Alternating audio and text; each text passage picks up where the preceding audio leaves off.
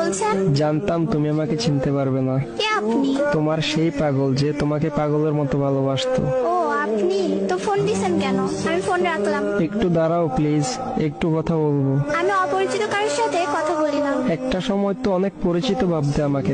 কালকে তোমার বিয়ে, তাই না? শুনেছেন যখন, তাহলে আবার বলছেন কেন? তোমার মুখ থেকে শুনতে চাই। ঠিকই শুনছেন, কালকে আমার বিয়ে।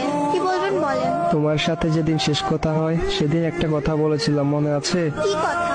এটাও মনে নেই? বলেছিলাম যেদিন তোমার বিয়ে হবে সেদিন এই দুনিয়া থেকে হারিয়ে যাব। শুধু শুধু পাগলামি করবেন না। সত্যি আমার কপালটা একবারেই খারাপ। ভেবেছিলাম আমার মুখে কথা শুনে বলবে তুমি কি ভেবেছো, তুমি মরে গেলে আমি বেঁচে থাকবো, কিন্তু ভুল ভেবেছিলাম। তুমি তো আমাকে ভালোই বাসনি কোনোদিন। জানো, আমি একবারে একা হয়ে গেছি, বাসা থেকে চলে এসেছি। আমি থাকলে নাকি সবার সমস্যা হয়। এমন ভাবে কথা বলছেন কেন? বিষ খেয়েছি তো, তাই এমন একটু কষ্ট হচ্ছে।